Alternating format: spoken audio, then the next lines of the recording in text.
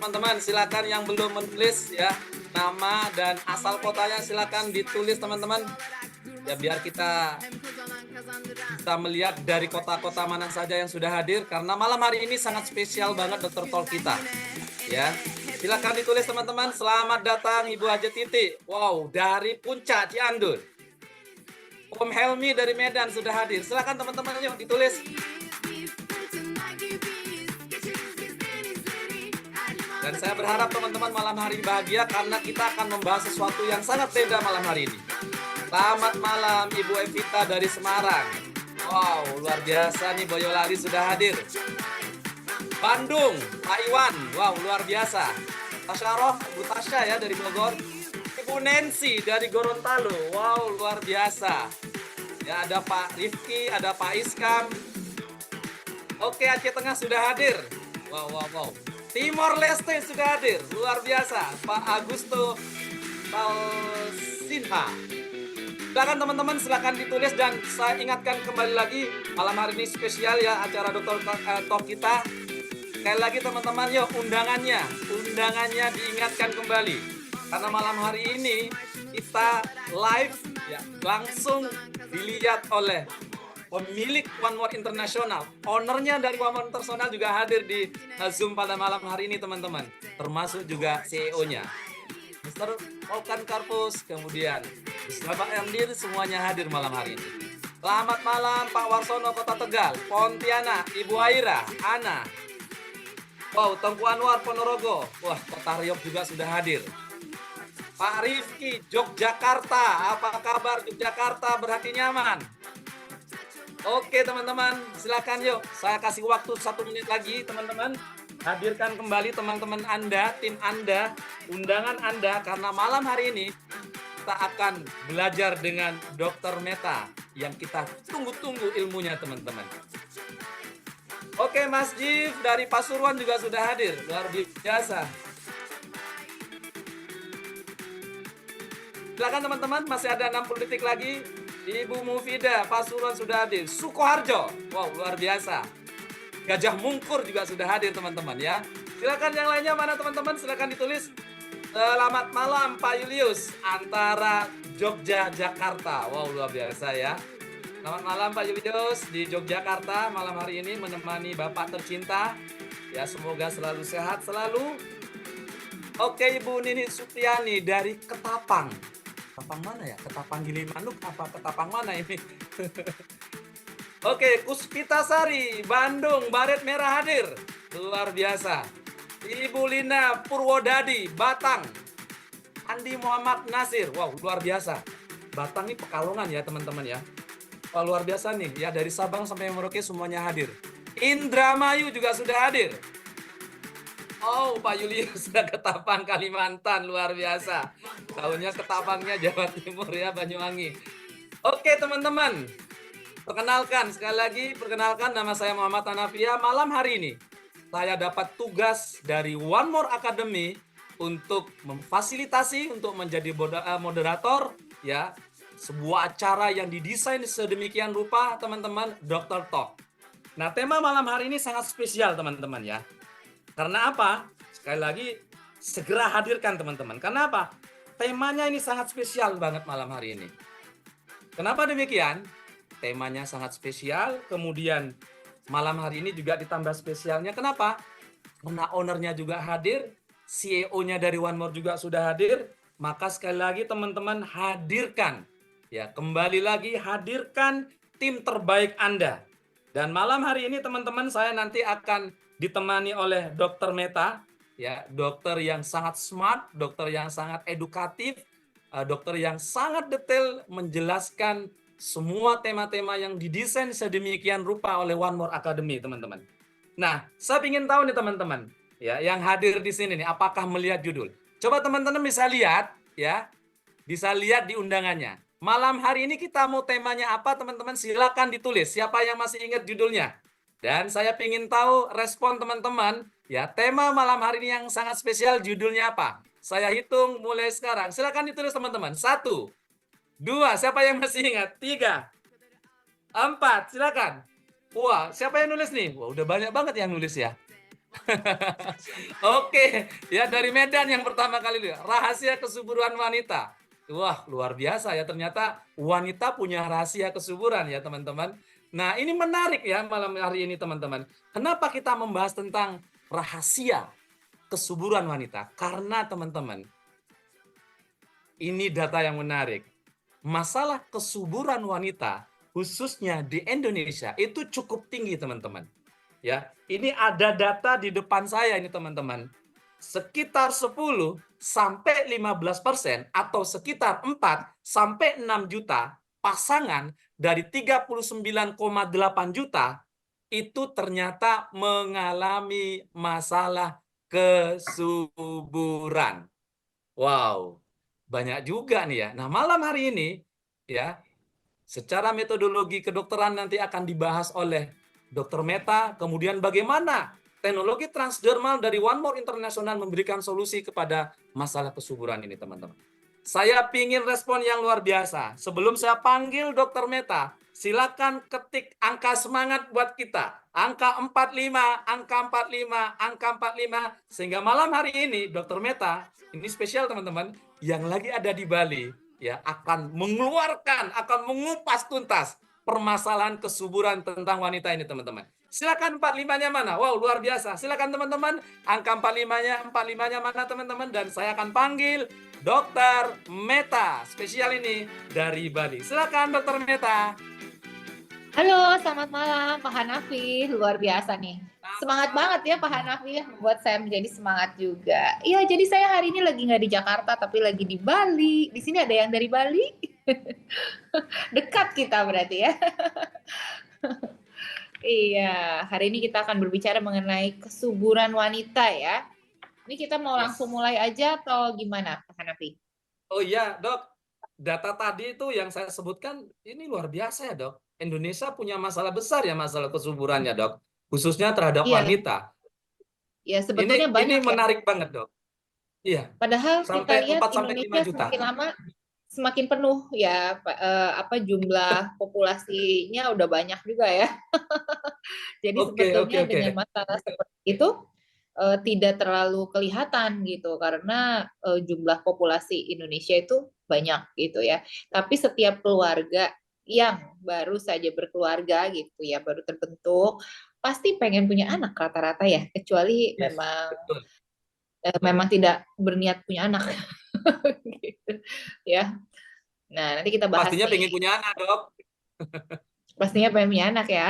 Pastinya Rata-rata pengen orang punya Indonesia anak. begitu. Tapi kalau di apa namanya Jepang, terus di Korea, Jerman, itu Korea ya, Dok iya ya. betul. Mereka udah mulai krisis loh. Krisis, Krisis. katanya krisis kependudukan. Iya. Kita sebetulnya punya bonus demografi ya, karena penduduk Yes.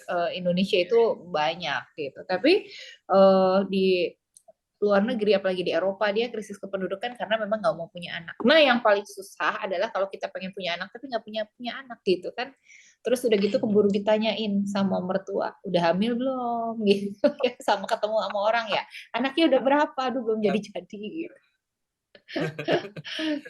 Oke, Dok. Gitu. Ini tanpa berpanjang lebar ini karena teman-teman ini pingin belajar malam hari ini tentang masalah yang sangat spesial ini, teman-teman, tentang kesuburan wanita. Silakan Dokter Meta Melvina. Oke, terima kasih banyak Pak Hanafi. Kita langsung mulai aja ya, Bapak Ibu. Ya, seantero jagat raya. Kita langsung mulai mengenai kesuburan wanita. Kita akan bahas apa saja sih yang berpengaruh terhadap kesuburan wanita. Nah, slide saya udah keluar atau belum? Udah ya? Suaranya di sana terdengarnya Sudah, oke Dok. atau putus-putus? Sudah clear. Oke, Clear, kalau Dok. nanti ada suara Keren. kurang clear, kabarin ya. Nanti kayak saya Ya. cari sinyal. Soalnya saya di pinggir pantai. Oke, nah mengenai kesuburan wanita ya, sistem reproduksi wanita itu sebetulnya kompleks sekali ya, bukan hanya berhubungan dengan pasangan, terus kemudian bisa jadi anak, terus semudah itu. Nah, bagi kita yang semudah itu punya anak, itu kita patut bersyukur ya. Tapi sebetulnya proses ini adalah proses yang sangat kompleks gitu. Bagaimana bisa kegiatan itu menghasilkan bayi gitu ya. Nah, sistem kompleks ini banyak sekali jaringan yang terlibat. Jadi ada salah satu aja yang bermasalah, entah di ovariumnya ya, atau di rahimnya, atau di spermanya, atau di salurannya bermasalah, itu akan membuat seorang wanita menjadi tidak subur. Nah, jadi banyak sekali faktor yang mempengaruhi kesuburan wanita. Contohnya adalah usia, gaya hidup, kondisi medis ya. Kalau ada penyakit-penyakit tertentu di daerah reproduksi itu juga mempengaruhi kesuburan wanita. Nah, makanya penting sekali untuk mencari tahu kenapa kok susah hamil gitu ya, pasangan kita kok susah hamil kenapa, atau kita susah hamil kenapa. Nah, itu perlu dicari tahu di bagian mana yang bermasalah. Nah, selain secara anatomis, sebetulnya hormon juga sangat berperan penting terhadap kesuburan wanita.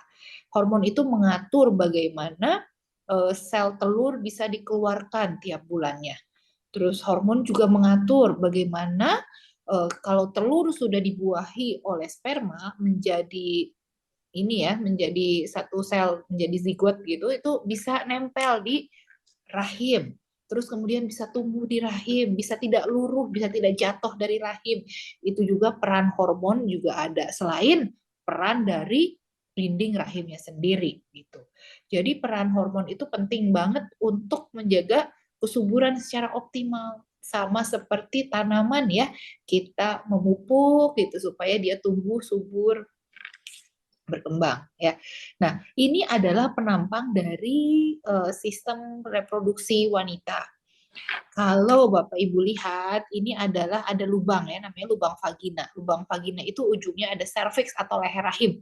Jadi leher rahim itu dengan rahim itu bagian yang berbeda. Leher rahim itu ujungnya. Jadi kalau kita lihat seperti balon, nah kalau balon ada kepalanya gitu ya, ada bagian yang besar ya. Nah, itu adalah seperti rahim. Nah, bagian yang kecilnya tuh yang di bawah yang agak keras, nah itu ya, itu adalah leher rahimnya. Persis seperti itu. Nah, kemudian ada juga bagian di pinggirnya ini nempel dengan salah satu ligamen, jadi kayak ada sambungannya, ada tautannya gitu, adalah sel telur. Wanita punya sel telur, laki-laki tidak punya sel telur ya. Nah, setiap bulan sel telur ini mengeluarkan telur. Nah, telur ini kalau dibuahi bisa menjadi bayi, tapi kalau tidak dibuahi dia akan keluar menjadi darah haid seperti itu. Nah, bagaimana sih seorang wanita itu kok bisa hamil? Gitu. Kenapa seseorang bisa hamil dan bagaimana sih caranya hamil? Wah, jangan-jangan di sini ada yang nggak tahu gimana caranya. Tahu-tahu jadi aja gitu ya, kebetulan gitu. Kebetulan saking sering bikin ya, jadinya jadi ya. Bisa juga sih kalau saking sering bikin terus jadi. Tapi sebetulnya nggak ada yang kebetulan di dunia ini. Sebetulnya ada ilmunya itu bagaimana seseorang bisa hamil. Nah, saya di sini pengen supaya walaupun bapak-bapak ya di sini nggak apa-apa, tetap dikerjain bapak-bapak atau ibu-ibu yang ada di sini. Sekarang kita sama-sama mengukur masa subur kita itu kapan. Yo, siapin bolpen sama kertas, ya. Udah siap bolpen sama kertasnya? Ada yang ngambil dulu di kamar, ada yang naik tangga dulu ke atas gitu ya untuk ngambil kertas. Atau mau di handphone juga boleh sambil dihitung. Udah siap semuanya bolpen dan kertas? Sudah, Dok. Kita belajar ini ya, menghitung masa subur. Jadi kapan yang sangat efektif untuk membuat anak, dan ini juga penting yang kalau kita melakukan hubungan tidak akan jadi anak gitu ya. Oke. Nah, sekarang coba lihat kapan ibu ya terakhir haid. Nah, sekarang ini kan tanggal 13 Mei ya. Nah, misalnya ibu haid kapan nih bulan ini? Udah haid belum atau bulan lalu haidnya? Dihitung haid kapan itu dari hari pertama keluar darah ya. Hari keluar darah misalnya dicatat ya. Udah dicatat belum? Udah? Katakanlah tanggal 6 Mei atau katakanlah tanggal 23 April gitu. Udah? Nah, itu adalah hari pertama haid ya, dibilangnya ya. Nah, kemudian sekarang ibu hitung kira-kira nih biasanya haid itu mundur 2 hari atau maju 2 hari atau mundur 2 hari. Nah, kalau yang mundur 2 hari, berarti kita bisa memprediksi dong bulan depan haidnya kapan. Misalnya yang biasanya mundur 2 hari, 2 hari, 2 hari. Nah, misalnya bulan ini saya haid tanggal 6 Mei. Berarti bulan depan saya haid tanggal 4 Mei. Betul? Coba, udah dapat belum tanggalnya? Tanggal bulan depan haid tanggal berapa? Sudah? Pak Hanafi bingung nih, kayaknya saya nggak haid soalnya. Cari haid. Tahu aja dok. Cari. Tahu aja dokter Meta. Tapi Pak Hanafi harus bisa supaya nanti bisa mama haidnya kapan? Mama haidnya kapan? Oh, berarti masa suburnya mama itu tanggal sekian. Nah, gitu ya. Berarti yang tidak suburnya itu adalah tanggal sekian gitu ya. Jadi bapak-bapak juga harus tahu. Oke? Udah dapat ya? Bulan depan haid tanggal berapa udah dapat? Nah, terus hitung mundur dari tanggal tersebut, hitung mundur 14 hari. Bisa mundurin tanggalnya dari tanggal bulan depan haid. Misalnya kalau saya tanggal haidnya adalah tanggal 6, berarti bulan depan saya haid tanggal 4 ya. Nah, terus mundur tuh 14 hari. 1 2 3 4 5 6 7 8 9 10 11 12 13 14. Udah dapat tanggalnya mundur 14 hari? Sudah ya? Nah, di tanggal itulah ya adalah hari paling subur dari ibu ya. Bukan dari ibu dan bapak ya, dari ibu. Hari paling suburnya gitu. Nah, kemudian tapi hari masa subur itu tidak hanya 1 hari saja. Ternyata H-3 dan H+3. Kayak lebaran aja nih, H-3, H+3. Nah, itu adalah zona masa subur. Sisanya ya tidak subur. Gitu. Ya, jadi bagi Pak Sutri yang pengen punya pasangan, kiatnya adalah lakukanlah hubungan seks gitu. Ini kita di sini semuanya sudah dewasa kan? Lakukanlah hubungan seks di 7 hari itu ya, H-3, H+3 dan hari suburnya. Nah, itu lakukan di situ setiap hari. Kalau memang sel telurnya bagus, yang lainnya semua bagus, spermanya juga larinya kencang, itu jadi gitu ya. Nah, tapi kalau seandainya dikerjakannya udah jarang-jarang, suaminya jarang pulang, kerjanya di luar kota, wah pas pulang itu pas lagi tidak subur, ya nggak jadi-jadi gitu ya. Jadi ada masa subur seseorang itu penting untuk diketahui supaya kita bisa efektif kapan bisa menghasilkan anak gitu. Nah, ini ada proses pembuahan ya. Jadi banyak yang kita nggak sadari sebetulnya dalam hidup kita ini. Misalnya ini kan indung telur keluar tadi ada telur ya, kita perempuan tuh ada telurnya keluar, terus kemudian ketemu sperma nih, sperma lari habis hubungan seks, itu sperma lari, sperma itu larinya jalan loh dari situ sampai sini, makanya butuh sperma yang larinya kuat banget karena bisa tembus ke sini nih, tembus terus spermanya lari nih sampai ke sini. Nah, dia jalan terus ketemulah sel telur di sini, akhirnya terjadilah yang namanya pembuahan. Nah, bersatu antara sperma dan ovum atau sel telur. Nah, ini spermanya banyak ya. Banyak sekali spermanya, tapi hanya satu yang jadi ya. Kemudian dari situ hari pertama namanya selnya 1, zigot. Kemudian hari kedua membelah menjadi 2 sel. Hari ketiga 2 jadi 4. Hari keempat jadi 16. 4 jadi 16. Mereka membelah menjadi 2, membelah jadi 2 ya. Hari kelima nggak kehitung lagi jadi blastokis, jadi banyak banget selnya. Hari ke-6 7 tuh akhirnya ada rongga-rongga nih, ada rongga. Ya. Hari ke-8 atau 9, nah mulailah si embrio ini mulai nempel ke rahim. Terus akhirnya tumbuhlah bayi di sini. Jadi seperti itu proses seseorang menjadi hamil, ya. Nah, kenapa tadi kita mengatakan bahwa kok banyak ya ternyata yang tidak subur gitu. Nah, jadi definisi kesuburan itu ya adalah kemampuan seorang wanita untuk hamil dan melahirkan sampai cukup bulan. Jadi sampai anaknya benar-benar lahir cukup bulan. Nah, hal ini kan dipengaruhi banyak faktor seperti usia, gaya hidup, nutrisi, dan hormon.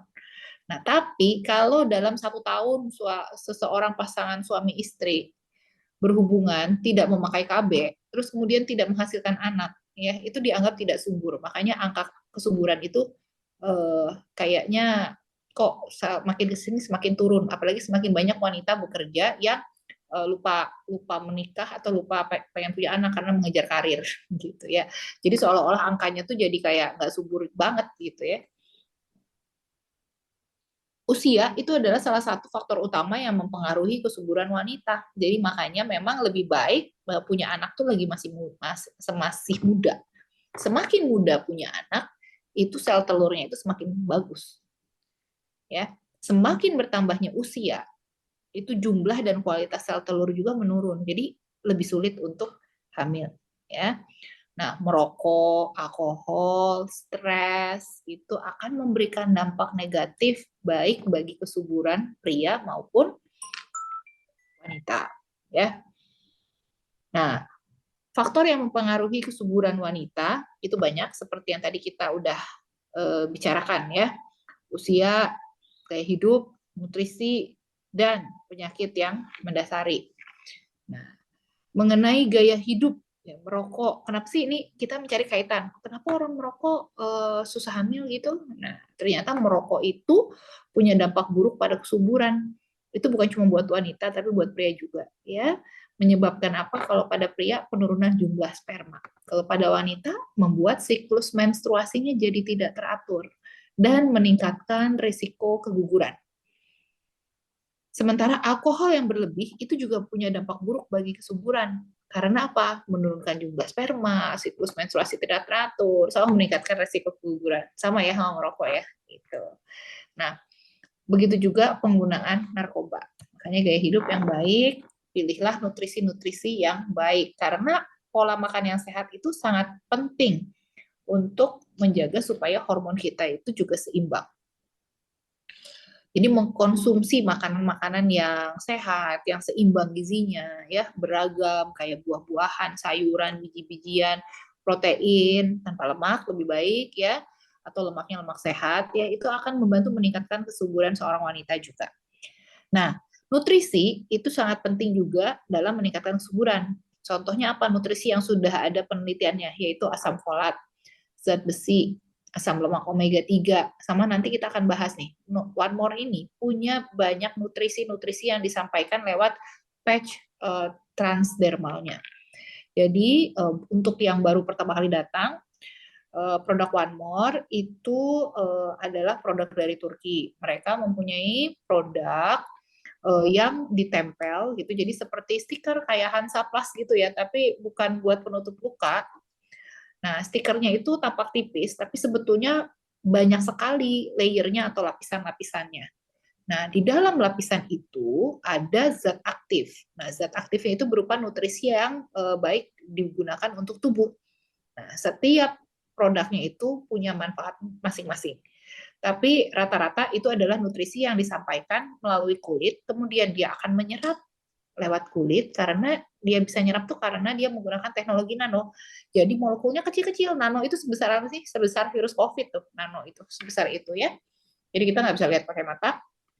Nah, kemudian begitu ditempel, dalam 15 menit dia akan meresap ke dalam kulit dan akan beredar di tubuh kita. Gitu. Nah, nutrisi seperti asam folat, zat besi, asam lemak omega 3, dan ada lagi yang lainnya nanti kita bahas satu-satu ya. Ini meningkatkan kesuburan pada wanita. Jadi penting banget untuk mengkonsumsi makanan-makanan yang bergizi supaya hormonnya juga lebih stabil, terus semua organ-organnya juga sehat. Nah, ini tadi udah kita bahas ya mengenai pengaruh usia pada kesuburan. Sementara penyakit-penyakit ya, jadi belum tentu sih terjadi penyakit. Jadi kalau nggak subur itu jadi ada penyakit apa ya gitu. Belum tentu. Pertama, banyak yang saya temukan orang yang nggak subur itu karena tidak tahu masa suburnya itu kapan. Jadi mereka membuat nggak efektif untuk membuat anaknya itu kurang efektif karena nggak tahu dilakukannya tidak di saat masa subur.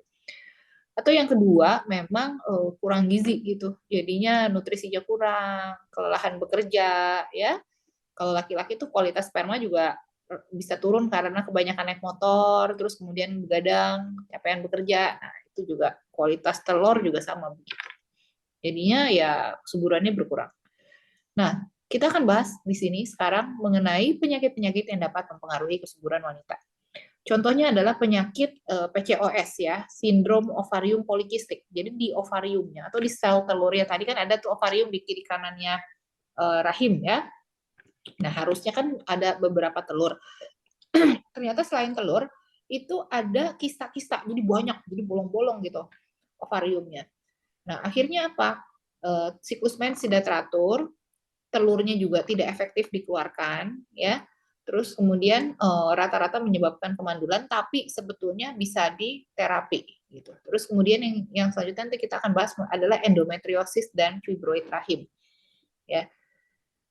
Nah, kalau untuk PCOS ini terjadi ketidakseimbangan hormon di dalam tubuhnya. Nah, juga ada beberapa orang yang mengalami diabetes gitu. Penyebab pastinya itu sebetulnya nggak diketahui, kemungkinan sih genetik ya. Tapi beberapa orang PCOS itu ada resistensi insulin, jadi kayak mirip kayak orang diabetes. Ada ketidakseimbangan hormon juga ya. Jadi ini biasanya dikasih obat untuk diabetes juga, dikasih hormon juga, terapi hormon ya. Nah, juga perbaikan gaya hidup karena apa? Banyak sekali zaman sekarang orang makan junk food atau digoreng-goreng, makan makanan yang tidak sehat, akhirnya menimbulkan sel telurnya juga menjadi kurang sehat ya. Nah, ini perlu diperbaiki. Endometriosis, kalau sering dengar, endometriosis itu adalah penyebab salah satu penyebab yang umum pada kekurang suburan wanita. Ini di mana jaringan yang biasanya melapisi rahim, ya kan jaringan rahim kita tiap bulan itu luruh, terus kemudian dia berdarah, kan dia tumbuh lagi tebal, nanti dia berdarah lagi gitu kan. Pas lagi berdarah itu jaringan-jaringannya kan luruh ya. Kalau nggak luruh, kita tiap bulan tambah tebal ya. Nah, ternyata ada sel-sel yang rahim itu tapi tumbuhnya tuh di luar rahim, misalnya di mata atau di dalam perut ya. Jadi di mana-mana tuh bisa ada. Makanya dan sel itu bisa ikut berdarah saat haid. Jadi bisa aja tuh matanya jadi berdarah kalau ketempelan sel endometriosis.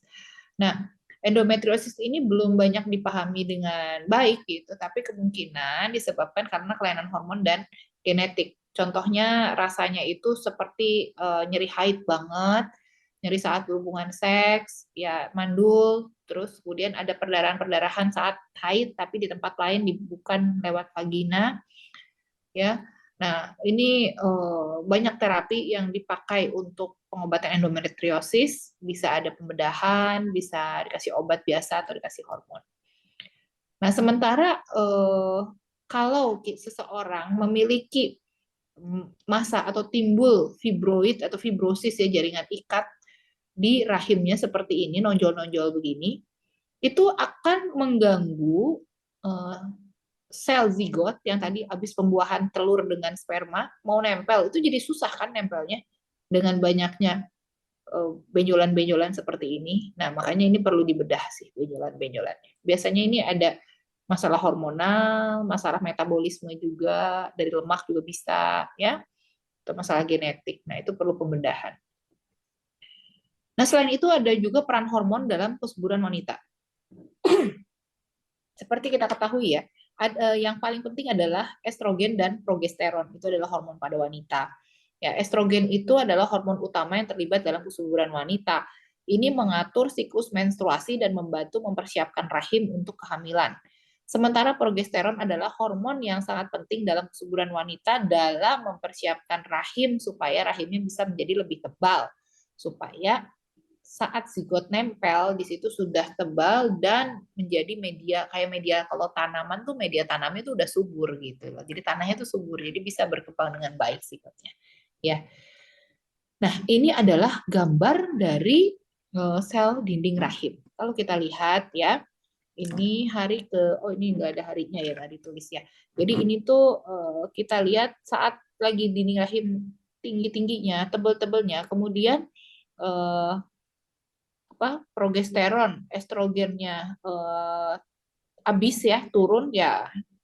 Ini kan masa haid nih, masa haid, pas lagi masa haid dia langsung habis ya. Ini hormonnya juga turun nih dalam keadaan rendah nih hormonnya. Ini hormon ovarian, hormon tuh dari progesteron dan estrogen. Progesteronnya yang pink apa nih? Pink cerah ya. Kalau yang estrogennya yang agak gelap ini. Nah, ini dalam keadaan yang titik rendah. Nah, jadi saat progesteron dan estrogennya turun dalam tubuh kita, dalam tubuh perempuan, itu dinding rahim juga menipis dan terjadilah haid, kebuang semua. Nah, kemudian akan naik hari demi hari, dia akan naik, progesteron, estrogen juga akan naik. Nah, kemudian ini akan menyusun dinding rahim menjadi lebih tebal, ya. Nah, ini jika tidak terjadi pembuahan, nah ini yang terjadi di ovarium atau di sel telur kita, ya, seperti ini.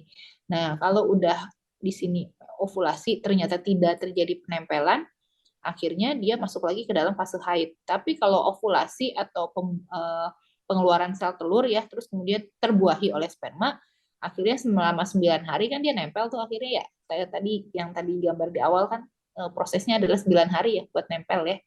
Nah, kemudian dia nempel di sini dan ini membuat dinding rahim akan terus tebal selama 9 bulan harusnya kalau hormonnya stabil.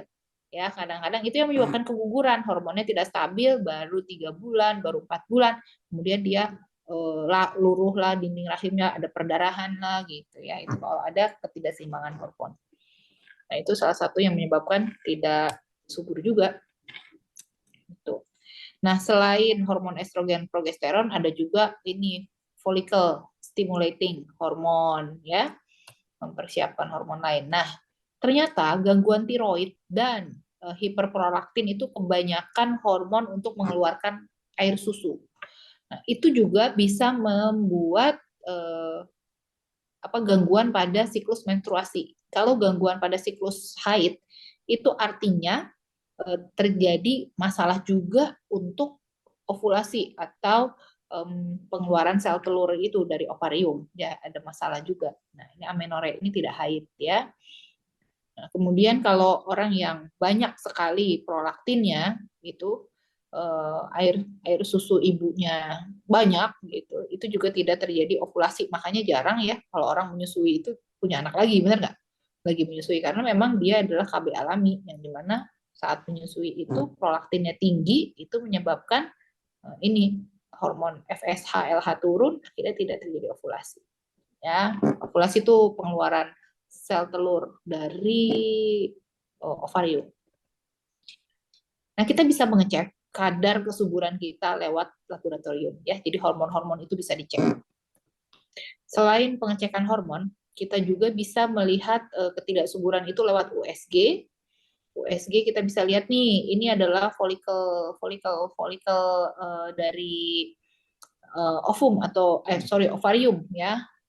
Jadi sel telur kita dilihat nih ada berapa sel telur. Kalau ini berarti ada 10 nih, berarti bisa punya 10 anak. Banyak ya. Tapi kalau ini cuma ada berapa nih? Cuma ada 2 nih yang bulat-bulat. Nah, ini ovarium yang seperti ini yang di kanan itu tandanya memang kurang subur karena cuma ada 2. Kalau ini ada banyak tuh ya. Jadi ini kalau terbuahi satu itu ya bisa punya 10 anak tuh.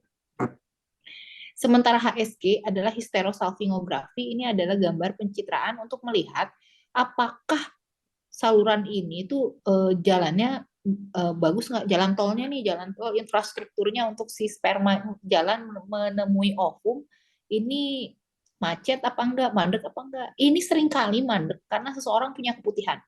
Makanya keputihan itu harusnya bisa diatasi dengan baik ya. Keputihan itu harus bisa ditangani karena keputihan dari bawah sini itu bisa naik ke atas, akhirnya bisa membuat sumbatan di daerah tuba.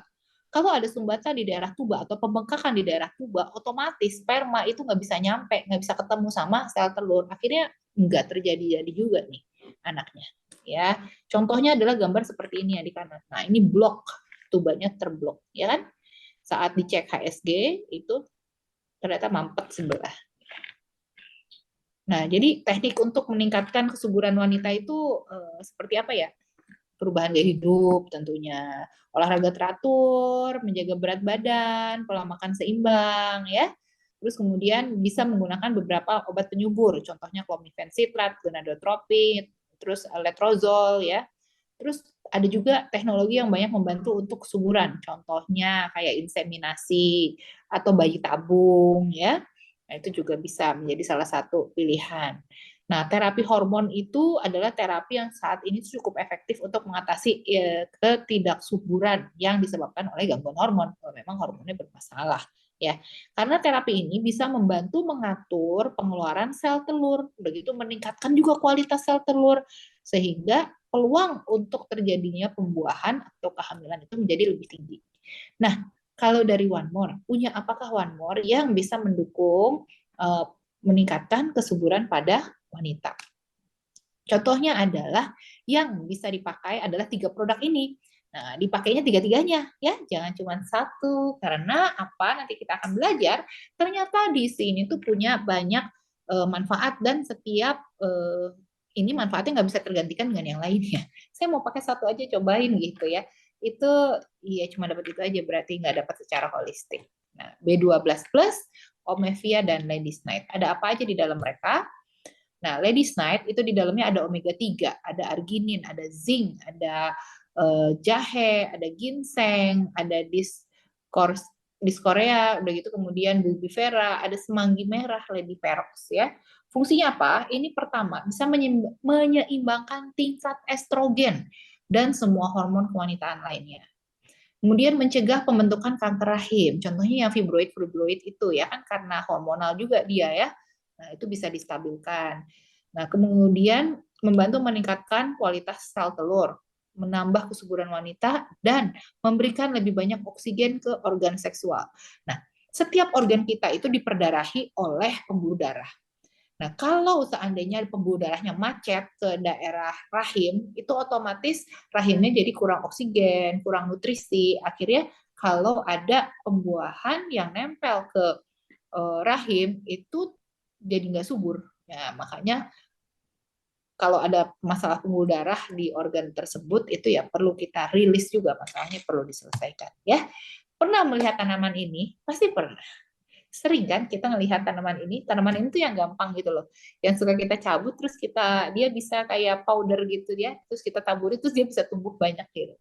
Ini tuh sebetulnya namanya red clover atau semanggi merah. Ini bisa menyembuhkan ketidaksuburan pada perempuan, memperlancar aliran darah, terus kemudian mengembalikan siklus haid yang tidak teratur, membantu menenangkan tubuh dari gejolak fisik dan emosional ya, jadi lebih rileks gitu, menstimulasi tingkat hormon estrogen karena dia ini adalah tanaman yang tergolong sebagai fitoestrogen, jadi dia tanaman tapi penghasil estrogen gitu. Terus kemudian dia menenangkan atau mengendorkan sistem saraf ya. Nah, ini juga ada ada jurnalnya sih. Dia bilang kalau red clover ini bisa menyembuhkan ketidaksuburan pada laki-laki dan perempuan. Tapi kita overclaim kalau menyembuhkan ya kan, kita nggak berbicara wah ini bisa menyembuhkan itu sebetulnya. Cuman ya saya ngambil aja dari yang ada sih, saya tulis di situ. Nah, ini red clover ini juga mengandung berbagai macam nutrisi dan mineral penting untuk menjaga kesehatan rahim baik sebelum maupun sesudah kehamilan. Artinya yang ini bisa dipakai untuk orang yang sedang hamil juga. Ya. Nah, kandungan nutrisi dan mineral yang dimaksud di dalam red clover ini adalah vitamin C, fosfor, kalsium, magnesium, kalium, ya, tiamin, kromium, niacin ya. Dan itu memang diperlukan untuk mempersiapkan tubuh untuk kehamilan yang sehat. Nah, ini Dioscorea bulbifera. Ini tanamannya seperti ini. Katanya tanaman ini tuh sebetulnya nggak ada di Indonesia. Kalau kita lihat mirip ya, ada tanaman seperti ini. Tapi ada yang namanya potato air katanya. Apa ya potato air itu ya? Eh, Kentang udara. Aneh banget sih kentang udara. Ya katanya nggak ada tanamannya di sini, adanya di Florida, terus di Arizona gitu ya. Ini nggak ada di Indonesia. Nah ternyata tanaman ini tuh banyak yang namanya hormon steroidnya, ada steroid diosgenin ya. Ternyata ini adalah material utama yang biasa dipakai oleh tubuh, maksudnya tubuh kita ya, untuk membuat hormon steroid, contohnya hormon kayak progesteron, estrogen gitu ya. Nah, selain itu ini kalau ini banyak ya, ada ginseng sama ada jahe. Nah, sementara jahe ini dia adalah dulu banyak banget manfaat jahe ya, selain untuk masalah saluran cerna ya, banyak ya. Nah, salah satunya juga untuk kesuburan. Ternyata jahe itu bisa mengurangi peradangan yang ada di dalam saluran reproduksi wanita. Juga bisa detoksifikasi karena ada efek antimikrobial atau jadi kayak ada antibiotiknya gitu. Jadi bisa detox ya. Terus kemudian ginseng ini meningkatkan peredaran darah ke daerah organ reproduksi wanita. Kalau tadi kita lihat yang gambar pertama itu kan banyak sekali ya ini yang perdarahan itu banyak. Nah, ini loh gambar-gambar pembuluh darah. Nah, di sini tuh harus diperdarahi oleh perdarahan yang banyak gitu. Jadi kaya akan oksigen, pertukaran oksigen dengan CO2-nya bagus ya. Tapi kalau peredaran di situ kurang baik, ya jadi kurang subur juga. Nah, kemudian ginseng juga bisa membuat si uterin tuh, si rahimnya tuh tonus rahimnya menjadi lebih kuat. Kalau rahim agak kendor, itu jadi kaplek-kaplek gitu ya. Tapi kalau rahim itu kencang, mengkel gitu. Nah, itu kalau ada zigot nempel, itu juga nempelnya lebih kencang. Ya. Dan bisa membuat hormon menjadi lebih seimbang. Nah, sementara omevia ini, kita tahu di dalamnya ada omega 3, DHEA, dan pregnenolon. Ya. Nah, omega 3 ini saya tuh belum sempat menerjemahkannya ke bahasa Indonesia ya, tapi kita baca pelan-pelan aja. Omega 3 ini dapat meregulasi hormon kita, di mana hormonnya yang penting untuk proses pengeluaran sel telur, ya, terus kemudian juga meningkatkan aliran darah ke rahim, mengurangi peradangan pada tubuh, ya, dan meningkatkan kemampuan dari embrio atau si sel yang sudah dibuahi itu untuk nempel ke dalam rahim. Itu tugas omega 3 ya. Nah, DHEA, dehydroepiandrosterone ini adalah ibu dari semua hormon ya. Estrogen, progesteron itu berasal dari DHEA. Nah, ini adalah hormon yang bisa mengatur pengatur hormon kelenjar dan meningkatkan libido juga gitu DHEA ini. Nah, pregnenolon ini adalah sebuah senyawa di mana dia bisa membentuk hormon steroid. Itu salah satu hormon steroid dalam tubuh kita adalah progesteron, ya. Kemudian banyak sekali manfaat dari pregnenolon ini gitu. Salah satunya adalah menyeimbangkan hormon yang tidak seimbang. Ini boleh dipakai 1 kali per hari dan boleh untuk ibu hamil, ya. Terus kemudian mengenai asam folat nih. Ya, untuk asam folat di dalam B12 plus itu ada gabungan B kompleks, vitamin C, vitamin E, dan asam folat.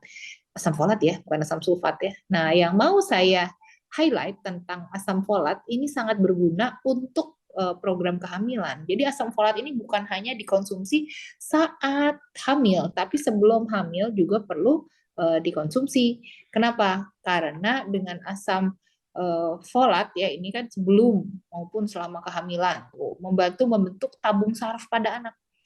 Ya, ketika bayi berkembang itu tabung sarafnya itu disusun oleh asam folat juga. Sehingga dengan penggunaan asam folat yang banyak itu bisa mencegah beberapa cacat lahir, terutama cacat otak dan cacat tulang belakang. Tulang belakang kita kan banyak sel sarafnya juga, ya.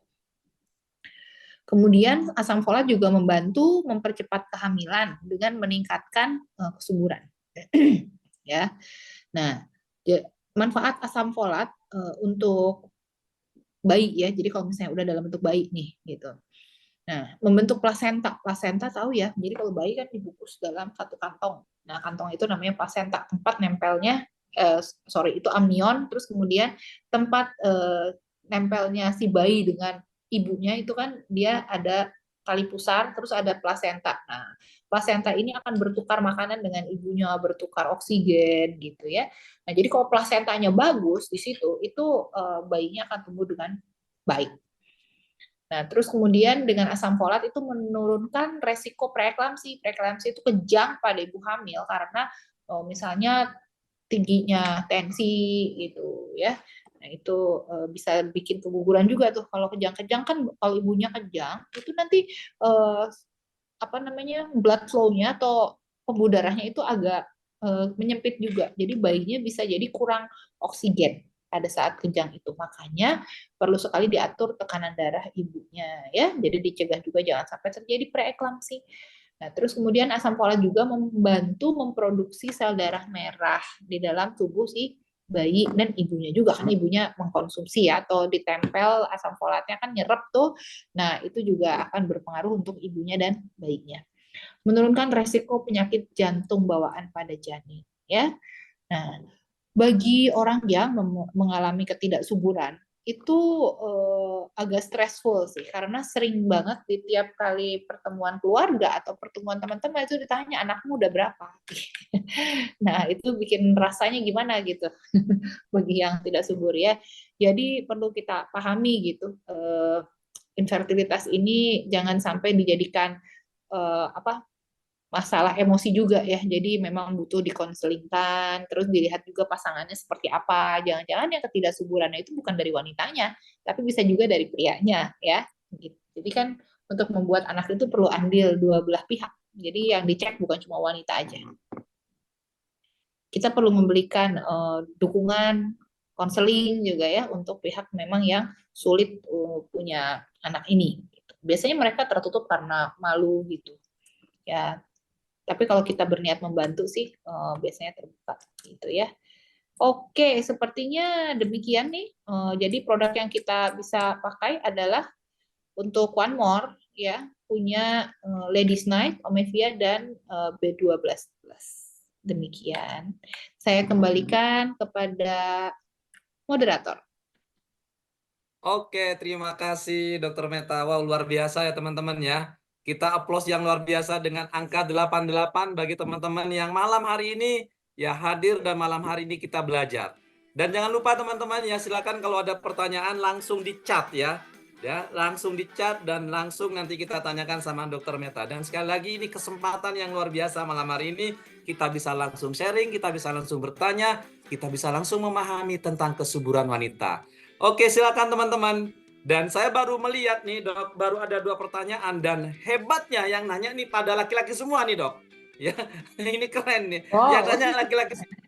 Ya, mana perempuannya, mana ibu-ibunya nih ya. Silakan Bapak dan Ibu ya, semuanya bisa hadirkan kembali. Masih ada waktu untuk dihadirkan kembali. Dan pertanyaan yang pertama, Dok, ini ada sebuah pertanyaan yang keren banget dan ini laki-laki, Dok, yang bertanya pertama kali, yaitu uh, dari ini Pak dari Jember dan satunya ini dari Mojokerto. Jadi yang pertama, Dok, Pak Toto Ya. ini, untuk tahap ovulasi, apa benar hanya satu sel telur yang dilepaskan oleh ovarium terus untuk kehamilan kembar? Apa betul satu sel telur tadi dibuahi oleh 2 sperma?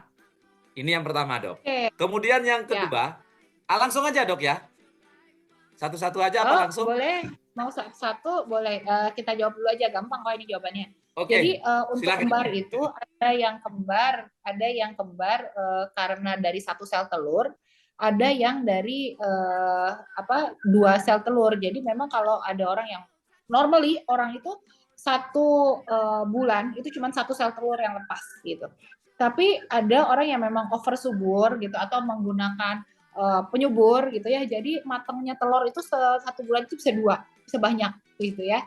Nah, kemudian dia dibuahi oleh satu-satu oleh spermanya itu, sperma yang satu dengan yang lain juga membuahi, bisa ya, atau bisa juga berasal dari satu telur kemudian satu sperma, cuman pas lagi pembelahan, pas lagi membelah mereka ternyata menjadi dua gitu ya. Jadi itu yang bisa jadi kembar siam. Tapi kalau misalnya berasal dari dua telur dan dua sperma itu nggak jadi kembar siam gitu. Ya itu satu-satu berkembang sendiri-sendiri, cuman barengan gitu berkembangnya. Nah kalau yang bisa nempel sampai kembar siam lengket, yang kadang-kadang jantungnya cuma satu, kepalanya dua gitu ya. Nah itu biasanya dari satu sel telur dan satu sperma. Oke, luar biasa nih teman-teman malam hari ini pembahasannya. Dan ini satu hal yang Dok, sebelum nanti kita lanjutkan dengan pertanyaan berikutnya, saya ingin menanggapi dari penjelasan dokter tadi, sehingga nanti bisa merespon yang hadir malam hari ini untuk lebih bertanya lebih detail lagi. Satu hal yang menarik yang sering kita temukan Dok di lapangan, pertama bahwa seringkali kita temukan kasus masalah kesuburan pada wanita ini Dok berkaitan dengan obesitas. Hmm, Dengan ya, obesitas. betul. Seringkali seringkali itu kita temukan, Dok. Apakah benar obesitas itu juga menjadi salah satu indikator wanita tidak subur dan bagaimana penjelasannya mungkin secara medis, Dok? Silakan, Dok. Iya, betul. Sebetulnya obesitas itu adalah masalah untuk segala macam penyakit. Ya, jadi Hmm, kalau udah punya obesitas itu segala macam tuh bermasalah deh. Mulai dari metaboliknya juga masalah. Terus yang jelas yang berhubungan dengan kesuburan ya, dengan adanya orang obesitas atau gemuk ya. Terus kemudian sel lemaknya banyak, itu akan terjadi gangguan hormon. Kita tahu hormon itu dibuat dari lemak ya. Tetapi kalau kebanyakan akhirnya menjadi tidak seimbang regulasinya. Itu yang paling dekat hubungannya dengan obesitas gitu. Jadi bukan masalah dia kepencet gitu ya karena kegendutan lemak gitu. Tapi yang paling banyak itu adalah masalah hormon sih, gangguan hormon. Jadi jangan siap, Dok. obes dong. Oke. Berarti benar ya, Dok. Kalau orang yang obesitas, perempuan yang obesitas, diturunkan dulu ya, Dok ya, berat badannya ya. Ya, Baru program hamil. iya, iya Gitu ya, Dok baiknya ya. begitu. Baik. Oke, Kan oke. harus sehat karena nanti nggak sehat juga daerah situ mungkin peredaran darahnya juga jadi sempit karena banyak lemak ya kan. Jadi kalau peredaran darah ke arah rahimnya kurang baik ya akhirnya susah juga buat hamil gitu. Yap. Ayo semangat pejuang Oke. obesitas kita langsing. Oke, ini ada pertanyaan juga ini dari Jember, Dok, Jawa Timur. Wah, ini kalau mau ke Ya, Bali dekat juga nih, Dok, nggak jauh juga nih kalau deket mau ya. ke Bali.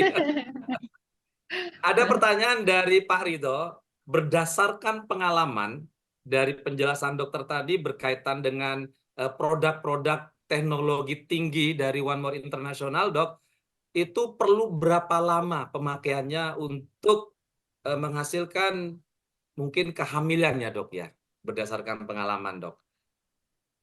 Wah, itu Silakan, Dok. sulit ya. Itu sulit sekali karena kita itu untuk menjadi hamil itu emang perlu berkah yang di atas juga. Saya bilang kita tidak bisa Oke, mendahului Tuhan, ya.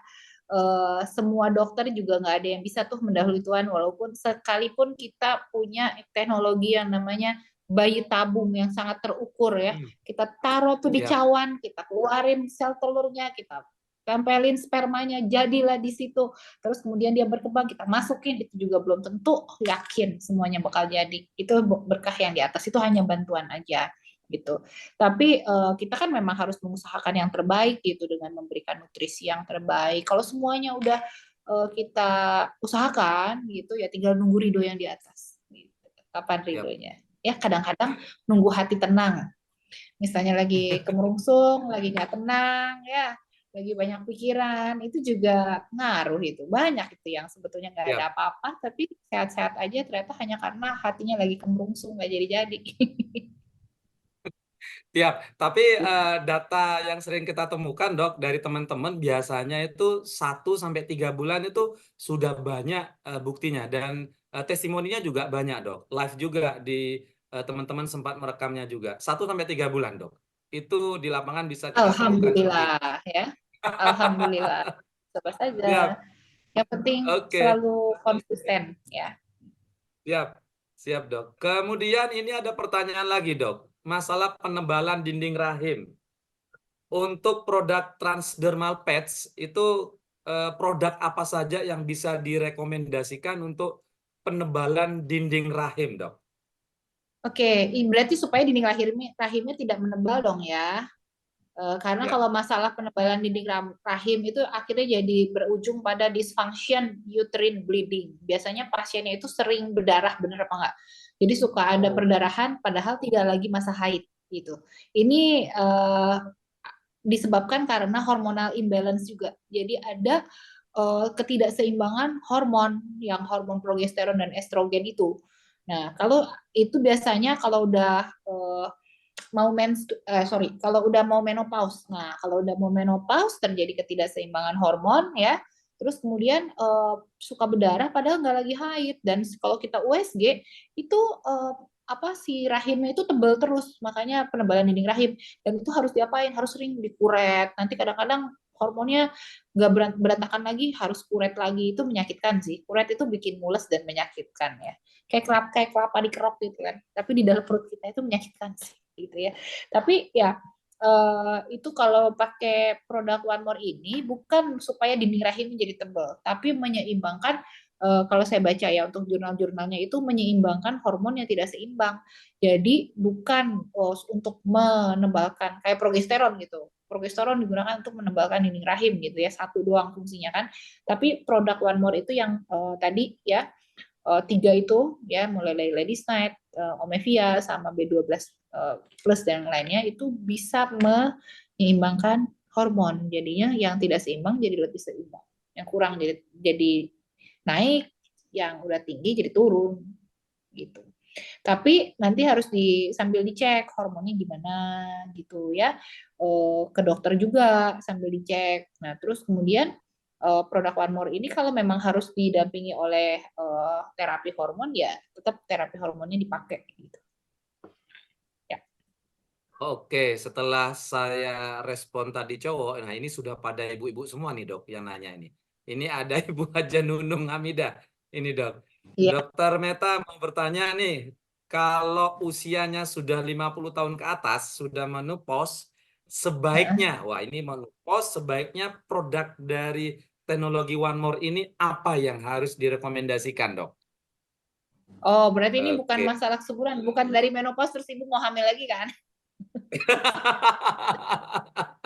Emang bisa ya Aku dok? tanya ibu mau Menopause. apa ini? Ya, dokter Meta bisa nggak dok, orang yang sudah menopause, perempuan atau wanita yang sudah menopause dengan nutrisi yang bagus karena teknologi kita nano, kemudian karena saya pernah mendapatkan ibu-ibu yang 60 tahun ke atas itu pakai produk itu dapat mens lagi, apa bisa hamil ya dok ya? Oh, bisa jadi subur lagi gitu ya? Enggak sih, kalau Iya. memang produksinya udah habis ya udah. Tapi ya kalau masih premenopause ya, kalau Oke. premenopause itu masih bisa. Makanya kenapa saat orang premenopause itu ada yang namanya hormon replacement therapy. Jadi kayak menopause-nya itu diperlambat gitu ya, supaya nggak cepet-cepet jadi menopause gitu. Nah, kenapa kak orang kok wanita nggak pada mau menopause ya? Karena mereka pengen awet muda. Karena kalau udah menopause kan ada yang namanya kulitnya jadi kering ya, terus vaginanya juga jadi kering gitu kan. Jadi kalau mau hubungan juga seret gitu. Nah, itu eh, kalau produk One More sih sebenarnya kalau misalnya Bu menopause, kalau kata saya ya nggak perlu ada yang ditunda-tunda. Ya emang namanya itu proses proses menua ya, menua nggak apa-apa, menua dengan sesuai umurnya lah gitu ya. Tapi yang penting saat menopause itu kita tidak merasa tersiksa, karena ada yang namanya premenopause syndrome tuh, yang ada flushing, kepanasan terus ya, itu kan nggak enak ya, terus sakit kepala, terus capek berlebihan. Nah itu yang sebetulnya perlu dikontrol. Nah, salah satunya vitamin-vitaminnya punya One More itu juga bagus untuk kayak ada vitamin E ya kan. Terus Omevia itu masih bisa dipakai untuk menyeimbangkan hormon, tapi ya kalau memang udah prosesnya berkurang hormonnya ya lama-lama ya akan habis juga. Kalau nggak ntar orang nggak ada yang menopause muda terus ya.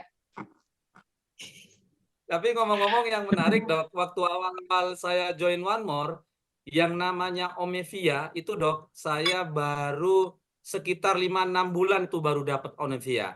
Dan ternyata dok, di Eropa, di Turki, itu ternyata memang yang paling best seller salah satunya Omivia, karena memang itu tadi dok, wanita itu takut tua. Apa takut menopause juga gitu dok. Dan yang menarik Iya. lagi tentunya yang tadi yang dijelaskan oleh dokter Meta itu ada satu lagi, dan itu pasti sangat membantu dok, yang warna pink tadi dok. Kira-kira produk Iya, apa Ladies tadi Night. teman-teman? Yes, Ah, udah Ladies kasih Night. tahu tadi. Oke, siap. Kemudian kita pindah ke kota Bandung nih dok, ya ada namanya Ibu Puspitasari. Faktor apa yang menyebabkan lahir prematur di usia 7 bulan atau 8 bulan lahirnya dok? Wah ini bukan lagi juga berkaitan dengan kesuburan nih dok. Jadi faktor yang menyebabkan Ya, prematur tapi dok. Ini termasuk sih. Jadi oh masuk termasuk ya sih dok ya? kalau yang Siap. karena kan Oke. definisinya bukan cuma asal jadi hamil, tapi Oke. menghasilkan jadi tidak keguguran sampai bayinya tuh lahir dan bayinya lahirnya Hmm. hidup gitu terus sehat gitu ya. Nah prematur juga kan ada yang berending dengan baik gitu ya, dia tetap aja besar gitu gedenya jadi besar di luar gitu. Tapi ada juga yang Betul. memang jadi bermasalah kan dengan prematur itu apa ada jantungnya yang bermasalah lah, belum paru-parunya belum kebuka lah gitu ya, macam-macam sih masalahnya. Nah itu juga macam-macam juga prematur tuh ada bisa dari genetik bayinya ya sama kayak keguguran bisa dari genetik bayinya bisa juga dari jenis apa kayak kekuatan dari si rahimnya kalau misalnya rahimnya juga nggak kuat gampang lepas ya itu juga bisa jadi bayi lahir prematur plasentanya jadi lebih lepas lebih gampang lepas gitu nah itu juga bisa jadi lahir udah gitu masalah hormon kan harusnya kalau kita hamil itu ya kayak balon. Nah, janinnya di dalam rahim, terus kemudian si serviksnya tuh megang kenceng gitu supaya bayinya nggak bablas ke bawah. Kalau misalnya serviksnya udah mulai kendor, ya kendor ya akhirnya bayinya bisa molos gitu kan. Nah, ini kekuatan kekuatan serviksnya, ototnya juga itu juga ngaruh sih gitu ya. Jadi bisa lahir sebelum harusnya lahir. Banyak faktor Siap, yang siap, siap. berpengaruhnya. Oke. Teman-teman, ini gimana nih teman-teman? Apakah kita lanjut? Nah, ini biar semangat, saya ingin tahu responnya teman-teman nih dengan angka 999. Karena tentunya pertanyaan-pertanyaannya nih makin luar biasa nih dok ya. Ini keluar semua nih mak-mak nih pertanyaannya yang dahsyat-dahsyat ini ya. Silakan teman-teman angka 99-nya biar kita semakin semangat malam hari ini kita belajar dengan Dokter Meta. Dan ini ada pertanyaan yang menarik lagi dok dari Bu Anita nih dok. Ya, Bu Anita ini bertanya bahwa beliau ini penderita PCOS ya dok ya, PCOS PCOS kan. ya, Nah, ya PCOS ya. Sudah 4 tahun menikah dok, ya sudah 4 tahun menikah tapi belum memiliki momongan dan salah satunya juga disebabkan haid yang tidak lancar. ya. Pertanyaannya nih dok, ya bagaimana untuk mengetahui masa suburnya? Wah ini kayaknya nggak ngikutin dari depannya dok ya. Silakan dok. Oh ya emang kalau kalau mungkin ngikutin dari depan cuma tetap bingung karena karena Oh, orang PCOS iya karena oke. orang PCOS itu haidnya tidak teratur gitu jadi dia Oh saking tidak yes. teraturnya dia bingung ngitungnya kapan aku suburnya gitu kan emang susah jadi Hmm, gimana cara ngitung masa suburnya itu memang harus evaluasi pakai sama dokter kandungan ya jadi dilihat tuh oke. hormonnya jadi dicek regular pas lagi saat ini hormonnya tuh lagi gimana terus nanti berapa hari kemudian dicek lagi tuh hormonnya lagi naik apa lagi turun perbandingan antara estrogen progesteron terus LH dan FSH ya itu 4 hormon itu harus sering dicek tapi kita tahu ya namanya ngecek hormon itu mahal banget bisa berapa juta Oh, berjuta-juta itu ngecek hormon itu harganya gitu ya nah terus oke. kemudian Ya. eh, apa mengenai mengenai PCOS ini eh, harus memang menggunakan obat juga seperti metformin juga ya. Itu metformin itu kan obat diabetes sebetulnya. Tapi itu dipakai buat PCOS gitu. Terus berat badan harus dikontrol juga, dilihat gitu ya, berat badannya gimana. Nah, memang panjang sih tata laksananya gitu ya, nggak cuman jadi multimodalitas banget gitu. Jadi segala semuanya tuh kayak harus dicobain gitu. Nah, kayak perubahan gaya hidup ya, itu nutrisi juga harus pakai yang bergizi gitu. Terus olahraga harus rajin ya. Nah, itu nanti akan terjadi perbaikan keseimbangan hormon dulu gitu. Terus kemudian nah terus harus dicek hmm, sel telurnya ada berapa. Nah, terus Hmm. sering USG ke dokter kandungan sambil dicatat gitu. Nah, terjadi ovulasi apa enggak, folikel. Jadi folikel di sel telur kita di ovarium itu kalau di USG itu bisa kelihatan, oh ini folikel masih kecil, oh ini yang udah mau keluar, udah mau menetas, menetas kayak kayak ini ya, kayak bebek aja menetas. Tapi ya dia mau keluar gitu. Kayak jerawat bisul mau Oke. keluar gitu ya. Nah, itu bisa jadi sel telur yang bisa nanti kemungkinan dibuahi oleh eh, sperma. Nah, itu harus dilihat dulu matang apa enggak, menjadi follicle the graft apa enggak. Kalau enggak matang-matang, ya nggak akan jadi-jadi gitu. Nah, sekarang berarti targetnya adalah bagaimana supaya bisa menghasilkan sel telur dengan telur yang matang gitu. Nah, itu segala sesuatunya harus dikontrol ya. Oke, Ada Dok. juga dikasih pengebur. Nah, tapi yang pakai produk One More pakai itu aja. Nah, sambil tetap yang lainnya diusahakan ya. Banyak kok orang PCOS yang bisa hamil, Siap. tetap optimis Udah dulu jelas ya. ya, Bunda ya, pertanyaannya ya sudah dijawab dengan luar biasa dari Dokter Meta. Oke, Dok. Kita lanjut lagi nih pertanyaannya nih. Ini keren banget nih. Dok, umur 40 tahun masih bisa hamil nggak? Saya bisa jawab nih, Dok. Kalau punya suami bisa kali ya, Dok. Nggak Silakan punya Dokter suami Meta. juga bisa. Nggak punya suami juga bisa. 40 tahun dengan pola hidup gitu ya, kondisi hari ini gitu ya, Dok ya. Wanita 40 tahun Bisa itu masih loh. bisa hamil, Dok. Silakan, Dok. Jangankan 40 tahun ya, 50 tahun kalau masih haid, masih ada menstruasi, masih teratur, itu masih bisa punya anak. 50 tahun juga. Berarti aman Gitu, ya, Dok, empat asal puluh belum tahun ya. menopause. Selama Siap. belum menopause itu masih bisa hamil. Nah, kebetulan saya umur 40 tahun nih. Nah, jadi kemarin itu saya baru ganti IUD ya, karena saya pakai IUD terus ganti Oke. sekalian USG. Itu di sel telurnya di USG masih ada 5. Jadi itu masih bisa punya 5 anak Mas. lagi. Wow. Tapi enggak Oke, lah. Bu Normala. Ratina Tambunan semangat ya. Dokter Meta juga 40 tahun dan ternyata masih ada 5 sel telurnya. Masya Allah, ini luar biasa Dicek ya. aja. Semangat Bu Nurmala. Oke, kita lanjutkan lagi nih, Dok. Ada pertanyaan lagi dari Ibu Susan nih, dari Tulungagung, Dok. Ya, Ya, ada endometriosis. Kalau secara medis kan diresepkan obat untuk menurunkan estrogen, Dok. Ya kan? ya. Bisakah gentleman, wow ya, yang dari cowok nih, bisakah gentleman naik? Yang punya cowok ini, Dok, produk dari One More yang bahannya bisa meningkatkan hormon estrogen. Karena saya pernah membaca ada yang diresepkan pil yang mengandung hormon androgen yang fungsinya mirip testosteron. Gitu, Dok. Ya, betul. Ya, itu bisa sih. Itu bisa, betul. Jadi kalau pakai Gentleman Night meningkatkan hormon estrogen bisa. Pakai Omevia juga bisa meningkatkan estrogen dan progesteron ya. Nah, apa namanya? Cuman kalau kita untuk produk One More ya karena itu untuk perempuan dipakai perempuan, laki-laki dipakai laki-laki. Nanti Oke, teman-teman, kalau ini seandainya itu penggunaan kenapa saya putus suaranya? Halo, halo, halo. tadi nge-lag, Dok. Nge-lag. Silakan, Oh, Dok. Lanjut, Dok. tadi nge-lag. Sekarang udah ya. Oke, oke, oke. Kita Ya. ulang lagi ya. Nah, jadi kalau sebetulnya bisa gitu menggunakan produk yang lebih ke arah meningkatkan testosteron ya atau androgen gitu, pakai Gentleman Night gitu. Cuman masalahnya ini kan produk bukan produk yang di prescription oleh dokter ya. Terus penggunaannya secara bebas kan. Nah, tapi sudah dilabel gitu, ini buat laki-laki, ini buat perempuan gitu. Nah, nanti kalau kalau kita tidak menggunakan sesuai dengan label seharusnya gitu, itu nanti kalau timbul efek samping jadi bermasalah ya kan. Nah, jadi lebih baik pakai sesuai dengan seharusnya gitu.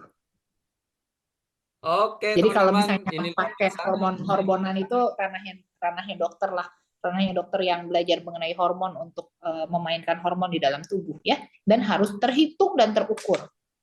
Karena kalau enggak nanti timbul Oke. masalah loh. Kalau penggunaan hormon berlebih, kayak laki-laki, misalnya laki-laki ternyata memakai itu ladies gitu ya, nanti estrogennya lebih banyak, itu timbul payudara, jadi tumbuh payudara gitu. Gimana kalau Pak Hanafi tumbuh payudara? Aduh, Aduh, terus ngeri. kalau perempuan nanti kebanyakan hormon testosteronnya, nanti di sini tumbuh kubis. Itu memang benar, namanya hirsutism ya, jadi tumbuh rambut-rambut gitu. Ya, jadinya nanti Oke, oke. nanti One More disalahin loh.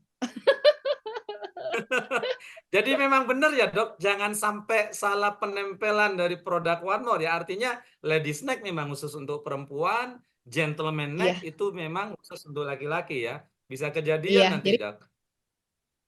Jadi kalau mau memang dimainkan dosis hormonnya itu nanti sama dokter kandungan dan dokter hormon ya, androlog. Siap.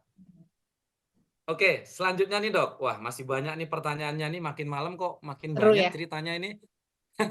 Seru kalau udah bicara tentang kesuburan. Bahkan tadi ada yang nyeltuk. Kesuburan laki-laki belum ya? Sepertinya belum ya dok ya. Mungkin next setelah ini Bukannya bisa. udah? Sudah ya? Bukannya Oh kita sudah udah ya? Oh ngomong iya. waktu dulu waktu awal yang Oh iya tentang deng, sudah. disfungsi ereksi gitu. Itu seru Siap, banget ya siap, siap waktu dok. saat itu loh. Sampai Oke. 200 lebih hampir 300 yang nonton waktu itu. Ini yang malam ini 1120 kok dok. Tenang aja dok. Makin malam makin ramai nih dok ya. Oh, Teman-teman ayo iya. silakan dihadirkan kembali ya. Dan monggo pertanyaan-pertanyaan terbaiknya. Nah kita lanjutkan dok. Kalau misalnya sering suntik KB yang per 3 bulan, itu apakah ada Ya. dampak kepada rahim? Apakah bisa rahimnya nanti nggak subur dok? Sebetulnya yang KB 3 bulan semua semua alat KB itu membuat memang menjadi tidak subur. Kan namanya mencegah kehamilan ya nggak? Gitu kan. Jadi emang membuat menjadi tidak subur kan. Tapi kalau seandainya Oke. pengen punya anak lagi nih gimana? Ya tinggal dicabut aja, dilepas aja. Nah, tapi efek dari KB 3 bulan itu bisa sampai 1,5 tahun. Jadi bisa kosong sampai 1,5 tahun baru kembali lagi suburannya. Tapi bisa juga ada yang begitu dicabut langsung subur gitu, langsung punya anak. Itu ada juga. Tapi kalau memang udah berencana punya anak lagi gitu, itu ada yang menunggu sampai 1,5 tahun baru baru bisa. Gitu. Itu, Tapi itu, bisa itu kembali kenapa sih. dok? Kok sampai ada jeda sampai tahun dok? Ya karena kan Dokter memang Med? dibuat menjadi tidak subur. Saya nggak ngelek kan? Oke. Nah, dibuat menjadi tidak subur ya. Nah, terus supaya menjadi balik lagi hormonnya menjadi stabil, ya butuh waktu gitu. Siap. Oke. Teman-teman, saya yakin ya teman-teman masih semangat ya karena ini masih ada pertanyaan beberapa lagi nih dok. Dan ini luar biasa, nggak terasa sudah jam 9 nih dok ya. Kita masih punya waktu ya dok ya. Sedikit lagi dok. Moga-moga dokter Meta masih mau menemani kita semua, masih semangat. Dan sekali lagi teman-teman ya, beri semangat yang luar biasa karena dokter Meta yang ada di Bali itu, wah ini luar biasa teman-teman ya. Menyempatkan diri, menyiapkan materi, ya hadir pada malam hari ini. Karena beliau memang sangat sibuk teman-teman.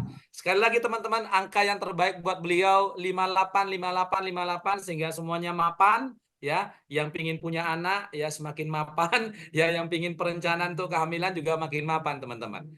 Oke, silakan teman-teman Amin. 5858-nya ya. Ini ada pertanyaan lagi dok ya. Sudah 2 tahun ya, ini Ibu Heeh. Rosdiana dari Jambi, umurnya 43 tahun, nggak pernah KB, tapi nggak head-head dok selama 2 tahun. Ini kira-kira ini penyebabnya apa dok? Dan apakah Yang dari saya One mau More juga bisa? Silakan Ya, dok. ini yang saya mau tanya. Kalau 2 tahun, sudah 2 tahun tidak pernah haid itu dulunya, itu haidnya teratur apa enggak? Terus udah pernah punya anak belum? Udah pernah hamil apa belum? Kalau dulunya udah pernah hamil, udah pernah punya anak, ya berarti sebetulnya nggak ada masalah. Dan 2 tahun nggak Oke. haidnya ini kemungkinan ya karena memang apa namanya masuk kayak premenopause gitu. Karena ada juga orang yang premenopause dini, jadi umurnya kayak masih muda tapi kok nggak haid gitu. Tapi harus dicek juga ya ini makanya kasusnya bisa macam-macam nih. Bisa bisa juga misalnya dari dulunya nggak pernah haid secara benar gitu. Terus memang haidnya ada yang per 3 bulan sekali, itu termasuk subur loh. Ada orang yang haidnya per 3 bulan, per 3 bulan, per 3 bulan. Itu termasuk haid yang teratur. Tapi kalau 2 tahun nggak haid, nah ini perlu ditanya ini. Perlu ditanya. Coba dijawab lagi Bu, pertanyaan saya. Karena Ibu ceritanya silakan panjang dijawab banget. lagi apakah sudah pernah punya anak atau sudah pernah melahirkan? Kalau tadi penjelasan dokter Meta kalau sudah pernah melahirkan, pernah punya anak, itu bukan suatu masalah ya dok ya secara medis ya dok ya. Iya, berarti Normal-normal aja kemungkinan ke ya. arah mau menopause aja. Oke, oke, oke. Ini ada pertanyaan yang cukup jauh nih dok. Dari Takengon Ya, nih dok, dari Aceh ya. ini. Aceh ya. dong ya. Oh, Namanya saya pernah tugas di Aceh tuh. Seru wow, tuh. Kopi Takengon. Takengon. Iya. Takengon ini lagi on fire, Dok. Mitra-mitra One More Oh. luar biasa di Takengon di Aceh. Ya. Oh. Ini ada pertanyaan dari Ibu Yani, ya. Apa penyebab jika wanita hamil selalu melahirkan sebelum bulannya, misalnya mau berjalan 7 bulan, 9 bulan baru mau berjalan terus udah lahir. Sementara anak yang baru lahir hanya bisa bertahan beberapa hari saja dan sudah meninggal. Kenapa, Dok? Oh, jadi maksudnya kayak tadi yang prematur itu. Kalau prematur ya Oke, tadi bisa macam-macam kan penyebabnya ya, dari faktor ibunya juga bisa, dari faktor anaknya juga bisa ya. Nah, sementara kalau anak baru lahir terus meninggal itu juga penyebabnya macam-macam tuh. Ada yang memang nggak bagus saat kehamilannya. Misalnya nih, soalnya yang namanya kehamilan dan melahirkan itu kalau saya lihat itu adalah pengalaman saya sebagai seorang dokter ya, itu adalah sebuah proses yang eh, dibilang sulit gampang, ada yang nggak diapa-apain juga lahir sendiri nggak apa-apa gitu ya, tapi ada yang udah ya, dijagain benar, setengah mati juga susah, ada yang benar, lagi selama benar, Dok. kehamilannya baik-baik aja pas ngelahirin tahu-tahu kepalanya magol nggak bisa keluar ya kan. Ya, terus ada juga yang bayinya Benar. udah gede, kita USG, udah gendut, udah bagus, di bayi bayinya bagus gitu ya, nggak kenapa-napa. Tahu-taunya pas lagi keluar kelilit tali pusar, nggak bisa nafas gitu. Jadi Ya, proses kehamilan dan melahirkan ini menurut saya itu adalah suatu proses yang ajaib ya, itu miracle dari yang di atas sih. Nah, jadi apapun tuh bisa terjadi pada ibu hamil dan ibu melahirkan ya. dan termasuk pada bayi yang baru dilahirkannya. Tapi itu yang saya bilang itu mengingatkan kita sama Tuhan. Itu bayi apa makhluk Oke. paling ringkih itu adalah manusia loh. Coba anak gajah begitu lahir bisa jalan, benar nggak? Siap, Iya Dok. kan? Anak Betul. gajah tuh lahir-lahir Ya. bisa jalan, anak orang sampai umur 1 tahun loh baru bisa jalan, ya. Nah, jadi tuh manusia itu makhluk paling ringkih banget ya. Jadi itu yang ya kan kita harus bahwa kita tuh nggak ada apa-apanya tuh sebagai manusia gitu. Nah, kalau bayi itu ya itu apapun bisa terjadi sih. Jadi penyebabnya macam-macam. Apa beberapa hari meninggal juga bisa karena memang kelainan kromosom, kelainan genetik ya. Jadi kayak faktor seleksi alam Hmm. itu juga bisa. Ini menyangkut pertanyaan dari Ibu Nanda Yani. Ini juga udah dijawab sama Dokter Meta ini. Jadi ada sebuah pertanyaan, Dok. Ini setiap melahirkan meninggal, setiap melahirkan meninggal, setiap melahirkan Oh, meninggal. oke oke. Gitu loh, Itu Dok. biasanya itu biasanya karena kelainan genetik. Nah, itu ada namanya Oh, rare disease. Nah, itu saya rasa kalau emang tiap ngelahirin ada meninggal harus dicek. Biasanya di bayinya pun punya ini, jadi kayak seleksi alam ya. Emang dia kalau bertahan juga nggak akan bertahan hidup kok gitu. Nah, itu perlu dicek genetik tuh. Bapak ibunya diambil sampelnya, terus dicek ada penyakit genetik apa. Biasanya kromosomnya kelainan atau kecacatan gitu. oke, oke.